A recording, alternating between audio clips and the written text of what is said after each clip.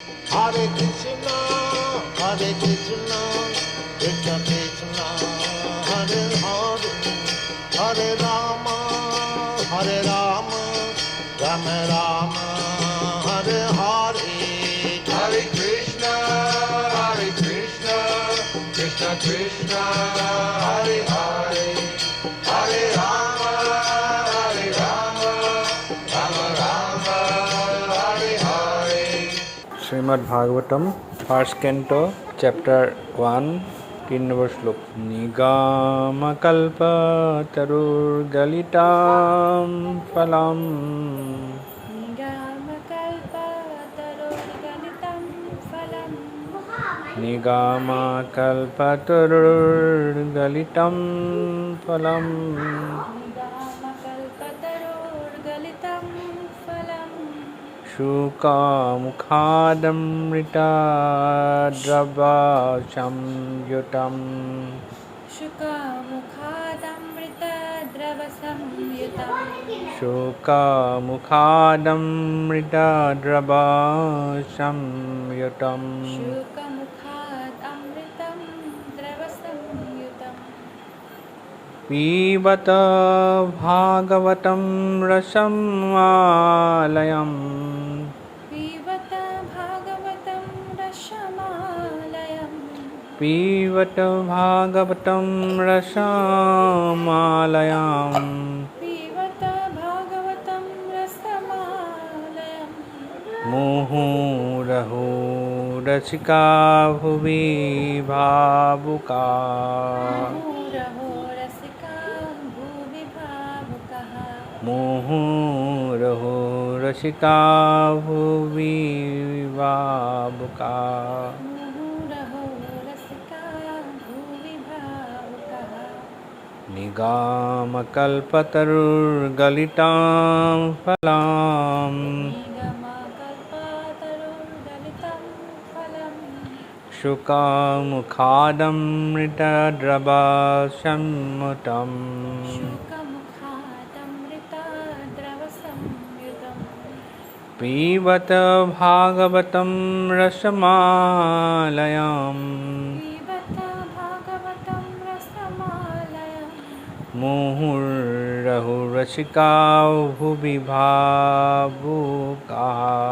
Muhuraho rasika bhuvi bhavukaha. Nigama kalpatarur galitam phalam. Nigama kalpatarur galitam phalam. Shuka mukhat amrita drava samyutam. Shuka mukhadamritam drava sanjutam. Pivata bhagavatam rasamalayam. Pivata bhagavatam rasamalayam. Muhuraho rasikaha bhuvi bhavukaha. Muhurohu rasika bhuvi bhavukaha. Nigama kalpatarur galitam phalam. Shuka khanitam drava sanjutam. Pivata bhagavatam rasamalayam.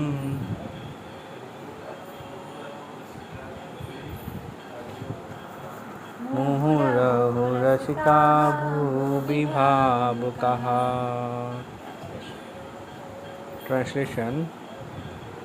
O expert and thoughtful man, O expert and thoughtful man, relish Srimad Bhagavatam, relish Srimad Bhagavatam, the mature fruit the mature fruit of the desired tree of of the desired tree of Vedic literatures. Vedic literatures. It emanated from the It emanated from the lips of lips of Sri Shukadev Goswami. Therefore, this fruit has these fruits become become even more tasteful. even more tasteful. Although Although its nectarian juice its nectarian juice was already relishable was already relishable for all, for all, including liberated souls. হে বিচক্ষণ এবং চিন্তাশীল মানুষ, কল্পবৃক্ষরূপী বৈদিক শাস্ত্রের অত্যন্ত সুপক্ক ফল শ্রীমদ্ ভাগবত আস্বাদন করুন। তা শ্রীল সুখদেব গোস্বামীর শ্রীমুখ থেকে নিঃসৃত হয়েছিল। তাই এই ফলটি আরও অধিক উপাদেয় হয়েছে। যদিও এ অমৃতময় রস মুক্ত পুরুষরা পর্যন্ত আস্বাদন করে থাকেন। In the two previous shlokas, it has been definitely proved that the Srimad Bhagavatam is the sublime literature which surpasses all other Vedic scriptures due to its transcendental qualities. It is transcendental to all mundane activities and mundane knowledge. In this shloka, it is stated that Srimad Bhagavatam is not only a superior literature but is the ripened fruit of all Vedic literatures. In other words, it is the cream of all Vedic knowledge. Considering all this, patient and submissive hearing is definitely essential. With great respect and attention, one should receive the message and lessons imparted by the Srimad Bhagavatam. The Vedas are compared to the desert tree because they contain all things knowable by man. They deal with mundane necessities as well as spiritual realization. The Vedas contain regulative principles of knowledge covering social, political, religious, economic, military, medicinal, chemical, physical and metaphysical subject matter and all that may be necessary to keep the body and soul together. Above and beyond all these are specific direction for spiritual realization. Regulative knowledge involves a gradual raising of the living entity to the spiritual platform, and the highest spiritual realization is knowledge that the personality of Godhead is the reservoir of all spiritual taste or rasas. Every living entity, beginning from Brahma, the firstborn living being within the material world, down to the insignificant ant, desires to relish some sort of taste derived from sense perceptions. These sensual pleasures are technically called rasas. Such rasas are of different varieties. In the revealed scriptures, the following 12 varieties of rasas are enumerated: Rodra, Adbhuta, Shringar, Hasya, Vira, Daya, Daisya, Sakhya, Bhayanak, Vibhatsya, Shanta, Vatsalya. The sum total of all these rasas is called affection or love. Primarily, such signs of love are manifested in adoration, service, friendship, parental affection, and conjugal life. And when these five are absent, love is present indirectly in anger, wonder, comedy, chivalry, fear, shock, and so on. For example, when a man is in love with a woman, the rasa is called conjugal love. But when such love affairs are disturbed, there may be wonder, anger, shock, or even horror. Sometimes, live affairs between two persons culminate in ghastly murder scenes. Such rasas are displayed between man and between animal and animal. There is no possibility of an exchange or rasa between a man and an animal or between a man and any other species of living beings within the material world. The rasas are exchanged between members of the same species. But as far as the spirit souls are concerned, they are only qualitatively with the Supreme Lord. Therefore, the rasas were originally exchanged between the spiritual living being and the spiritual whole, the Supreme Personality of Godhead. The spiritual exchange or ras is fully exhibited in spiritual existence between living beings and the Supreme Lord. The Supreme Personality of Godhead is therefore described in the Shruti mantras, Vedic hymns, as the fountainhead of all rasas. When one associates with the Supreme Lord and exchanges one's constitutional rasa with the Lord, then living being is actually happy. These Shruti mantras indicate that even living being has its constitutional position, which is endowed with a particular type of ras to be exchanged with the personality of Godhead in the liberated condition only. This primary rasa is experienced in full. In the material existence, the rasa is experienced in the perverted form, which is temporary. And thus, the rasas of the material world are exhibited in the material form of Rodra and so on. Therefore, one who attains full knowledge of these different rasas, which are the basic principles of activities, can understand the false representations of the original rasas which are reflected in the material world. The learned scholar seeks to release the real rasa in the spiritual form. In the beginning, he desires to become one with the Supreme. Thus, less intelligent transcendentalists cannot go beyond this conception of becoming one with the spirit whole without knowing of the different rasas. In this shloka, it is definitely stated that spiritual rasa, which is released even in the liberated stage, can be experienced in the literature of the Srimad Bhagavatam due to its being the ripened fruit of all Vedic knowledge.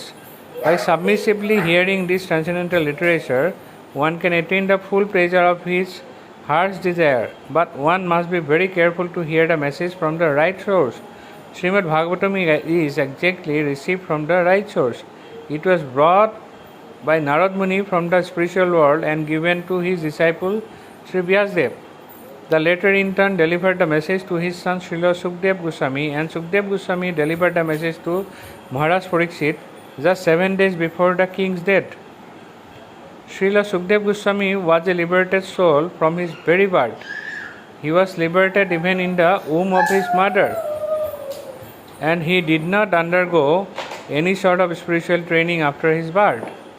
At birth, no one is qualified, neither in the mundane nor in the spiritual sense. But Sri Sukdev Goswami, due to his being a perfectly liberated soul, did not have to undergo an evolutionary process for spiritual realization. Yet, despite his being a completely liberated person, situated in the transcendental position above the three material modes, he was attracted to this transcendental rasa of the Supreme Personality of Godhead, who is adored by liberated souls who sing Vedic hymns. The Supreme Lord's pastimes are more attractive to liberated souls than to mundane people. He is of necessity not impersonal, because it is only possible to carry on transcendental rasa with a person. In the Srimad Bhagavatam, the transcendental pastimes of the Lord are narrated, and the narration is systematically depicted by Srila Sukdev Goswami. Thus, the subject matter is appealing to all classes of persons, including those who seek liberation and those who seek to become one with the Supreme Whole. In Sanskrit, the parrot is also known as suka. When a ripened fruit is cut by the red beaks of such birds, its sweet flavor is enhanced. The Vedic fruit, which is mature and ripe in knowledge, is spoken through the lips of Srila Sukdev Goswami, who is compared to the parrot, not for his ability to recite the Bhagavatam exactly as he heard it from his learned father, but for his ability to present the work in a manner that would appeal to all classes of men. The subject matter is so presented through the lips of Srila Sukdev Goswami that any sincere listener that hears submissively can at once realize transcendental tastes which are distinct from perverted tastes of the material world. The ripened fruit is not dropped all of a sudden from the highest planet of Krishna Lok. Rather, it has come down carefully through the chain of disciplic succession without change or disturbance. Foolish people who are not in the transcendental disciplic succession commit great blunders by trying to understand the highest transcendental rasa, known as the rasa dance, without following in the footsteps of Sukdev Goswami, who presents this fruit very carefully by stages of transcendental realization. One should be intelligent enough to know the position of Srimad Bhagavatam by considering personalities like Sukdev Goswami, who deals with the subject so carefully.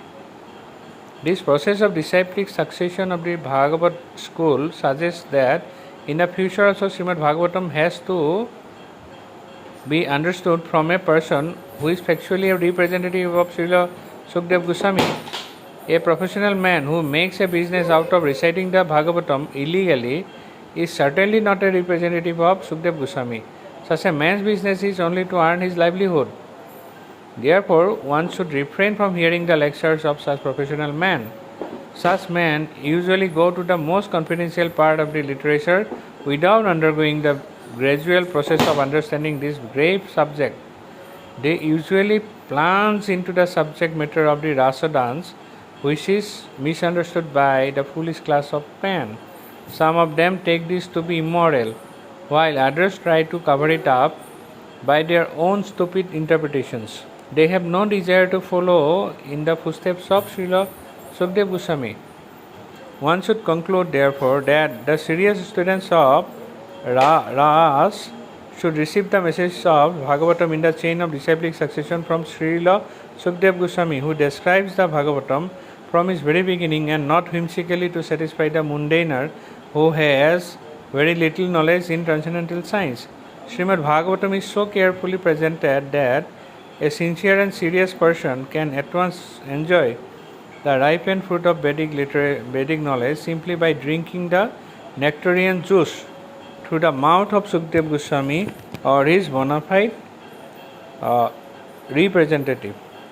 Namom Vishnu Padaya Krishna Prasthaya Bhutale Srimate Jayapata Saminiti Namine Namo Acharya Padaya Nitai Ki Papadayine Gaura Katha Dhamadaya Nagara Grama Tarine Namo Vishnu Padaya Krishna Prasthaya Bhutale Srimate Bhaktivedanta Saminiti Namine Namaste Saraswati Devi Gauravani Pacharine Nirvishesha Sunnavadi Pasata Desha Tarine Kankaruti Vachalang Pangum Langhaete Girim Jatkripatamaham Vande Sri Guru Dinatarinim Paramananda Madhavam Sri Chaitanya Ishwaram Hari Om Tatsat. Itu খুব ধুনীয়া শ্লোক, শুনিলে ভাল লাগে।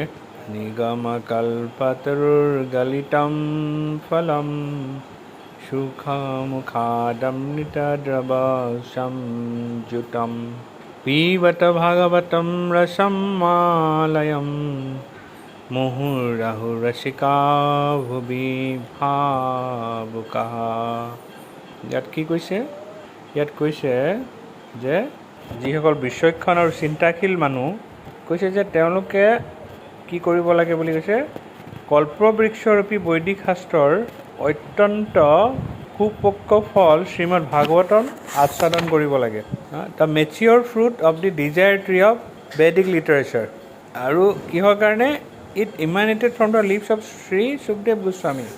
যিহেতু কৈছে যে সুখদেৱ গোস্বামীৰ মুখনিসৃত বাণী, সুখদেৱ গোস্বামী আছিলে সম্পূৰ্ণৰূপে লিবাৰেটেড চ'ল। আৰু সুখদেৱ গোস্বামীৰ যেতিয়া মুখনিসৃত বাণী, তেতিয়া দিছ ফ্ৰুট হেজ বিকাম ইভেন মোৰ টেষ্টফুল। আৰু কৈছে যে সেইকাৰণে এই ফলটো আৰু বেছি কি হৈ গৈছে, আৰু টেষ্টি হৈ গৈছে। আৰু কৈছে যে ইয়াৰ ৰস ৰেলিচেবল ফৰ অল ইনক্লুডিং লিবাৰেটেড চ'ল। কোনোবা মেটেৰিয়েলিষ্ট, কোনোবা স্পিৰিচুৱেলিষ্ট, সেইবিলাক নহয়। কৈছে যে ভাগৱতমৰ ৰসটো এনেকুৱা ৰস, আধ্যাত্মিক ৰস, এইটো চিন্ময় ৰস, যিটো ৰসৰ সকলোৱে আস্বাদন কৰিব পাৰে, ইনক্লুডিং লিবাৰেটেড চ'ল, যিসকল মুক্ত পুৰুষ। যাৰ প্ৰভুপাদে তাৎপৰ্যত লিখিছে যে সুখদেৱ গোস্বামী নিজেই মুক্ত পুৰুষ। সুখদেৱ গোস্বামী নিজে গৰ্ভত থাকোঁতে মুক্ত পুৰুষ, লিবাৰেটেড চ'ল, সম্পূৰ্ণ জ্ঞান তেওঁ পাই গৈছিলে। সুখদেৱ গোস্বামী মাতৃগৰ্ভৰ পৰা ওলাই আহিব বিচৰা নাছিলে। তেওঁ মাতৃগৰ্ভৰ পৰা ওলাই আহিব বিচৰা নাই। তাৰপিছত দেউতাকে কৈছে আহি পেলাই যে তোমাক মই কৈছোঁ তুমি মায়াত নপৰা। কৈছে তুমি ক'লে নহ'ব নহয়, মোক স্বয়ং ভগৱানে আহি পেলাই মোক ইয়াত ক'বলৈহি লাগিব, মোক আহি পেলাই ইয়াত প্ৰতিজ্ঞা কৰিব লাগিব, যাতে মোৰ যেতিয়া জন্ম হ'ব তেতিয়া যাতে মই মায়াজালত নপৰোঁ। মোক গাৰাণ্টি দিব লাগিব আহি পেলাই, তাৰপিছতহে মই ওলাম। তেতিয়া ব্যাসদেৱে উপায় নাই পৰমেশ্বৰ ভগৱান কৃষ্ণক আকৌ মাতি আনিছে।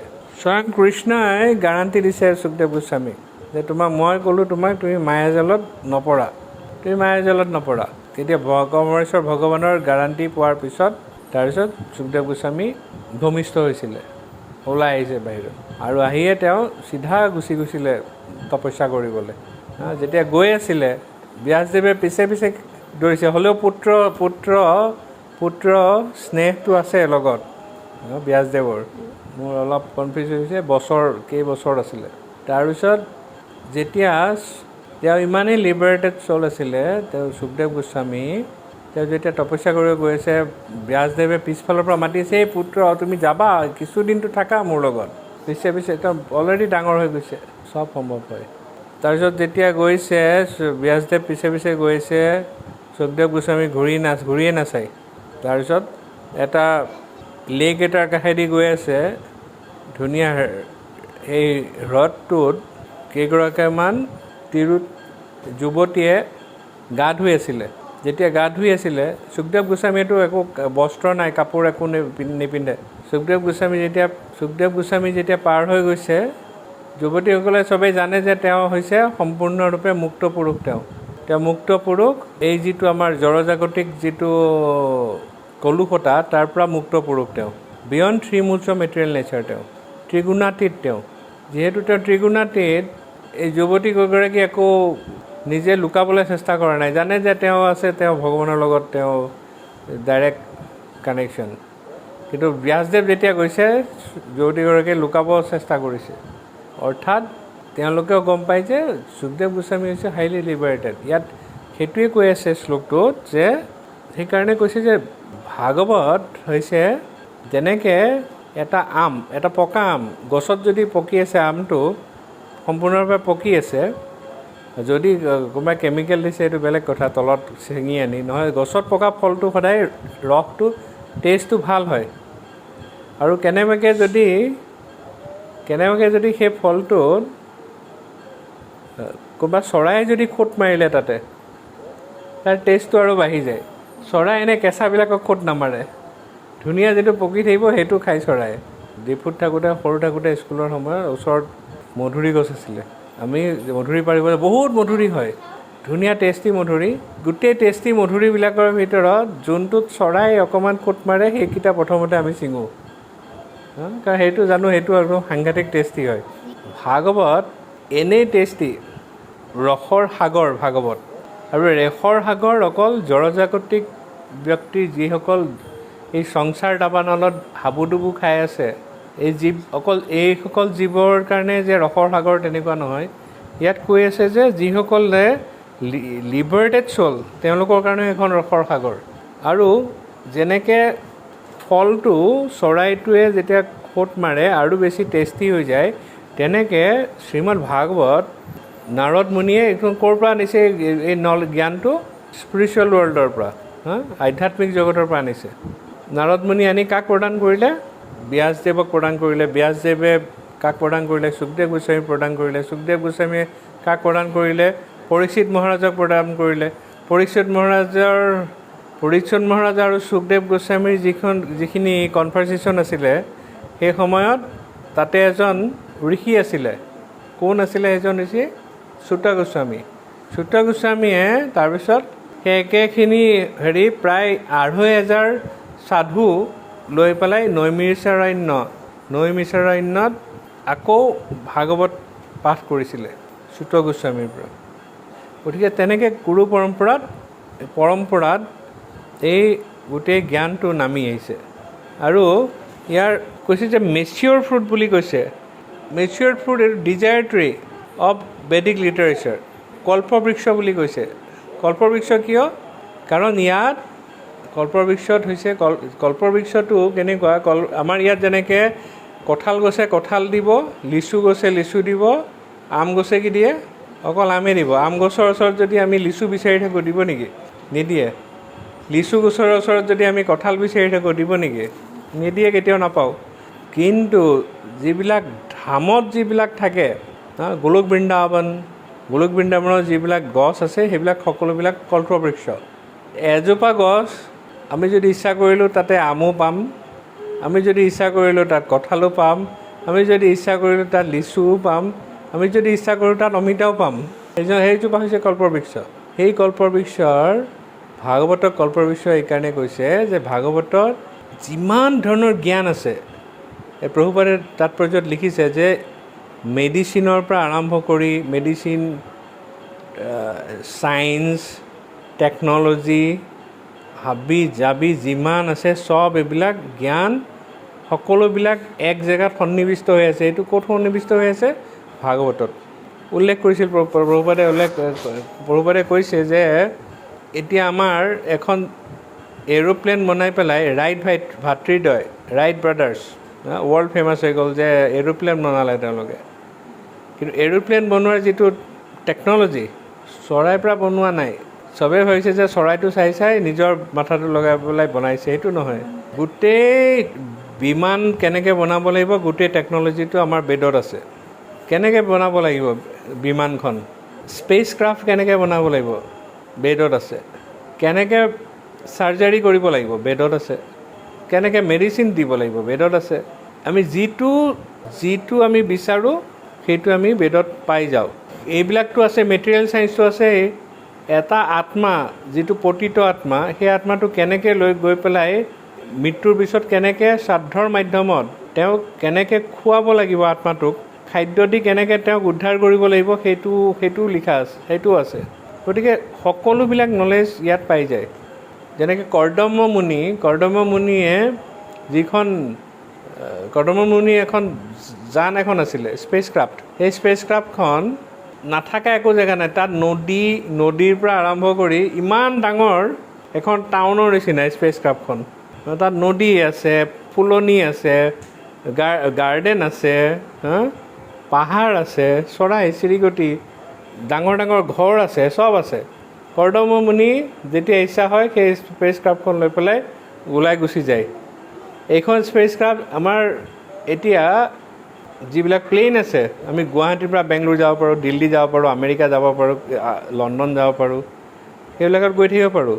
কৰ্দমমুনিৰ যিখন স্পেচ ক্ৰাফ্ট আছিলে সেইখন স্পেচ ক্ৰাফ্টে এই গোটেই প্লেনেটৰী ছিষ্টেমটো ঘূৰি থাকিব পাৰে য'তে ইচ্ছা। আজি বোলে মই দেৱলোক যাওঁ, তাত যাব পাৰে, পিতৃলোক যাওঁ, তাত যাব পাৰে, নাই মই আজি ব্ৰহ্মলোক যাওঁ, তাতো যাব পাৰে। গোটেই এই ছিষ্টেমটো ঘূৰি থাকিব পাৰে এইটো। আৰু ইমান ডাঙৰ বুলি ডেছক্ৰিপশ্যন দিয়া আছে।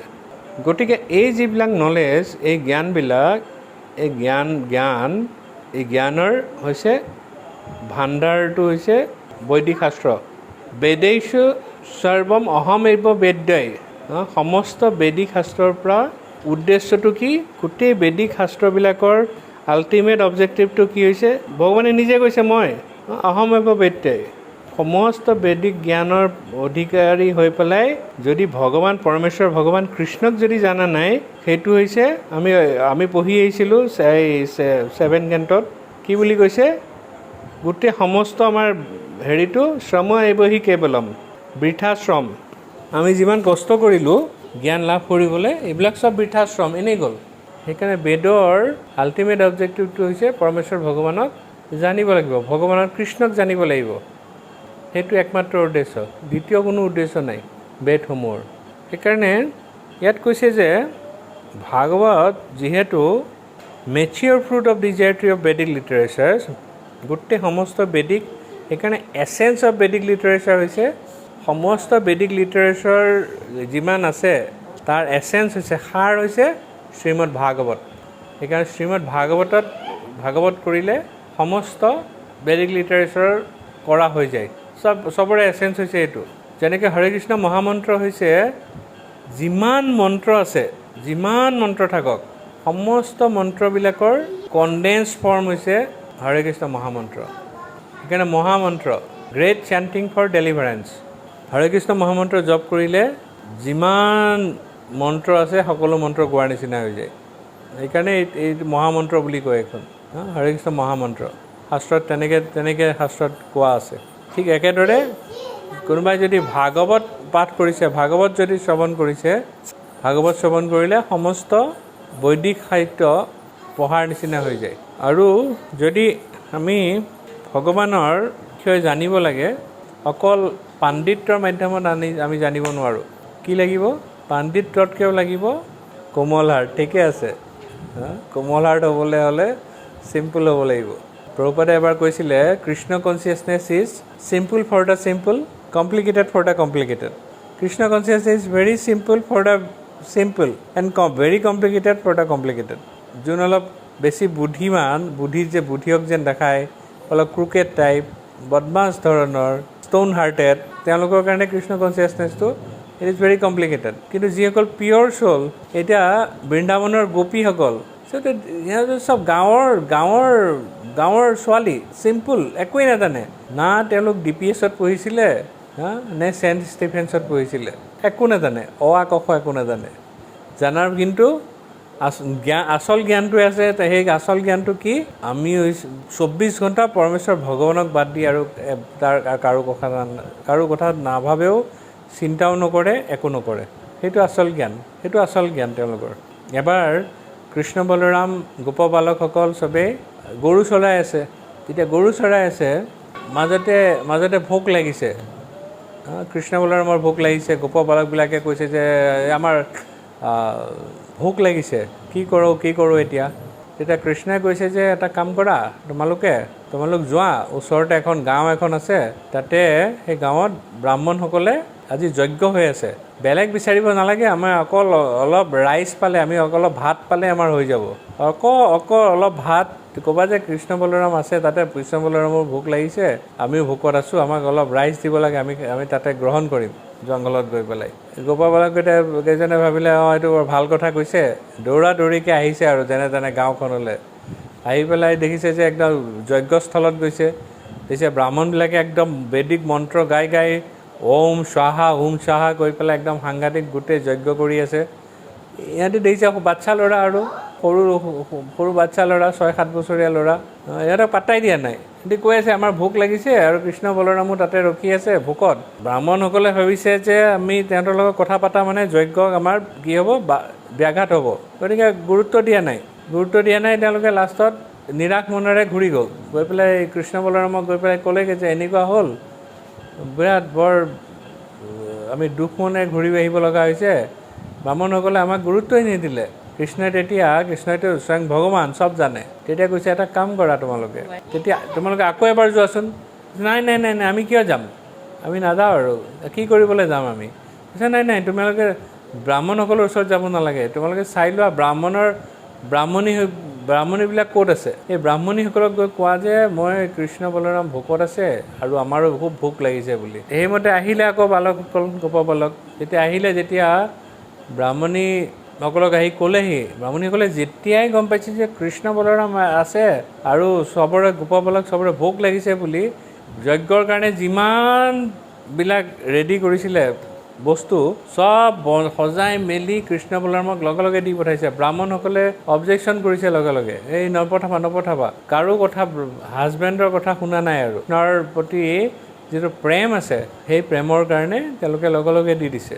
পিছত অনুশোচনা হৈছে তেওঁলোকৰ যে আমি ইমান পণ্ডিত, আমি ইমান ডাঙৰ যজ্ঞ কৰি আছোঁ ইয়াত, কিন্তু আমি ধৰিবই নোৱাৰিলোঁ যে যজ্ঞৰ আল্টিমেট উদ্দেশ্যটো কি।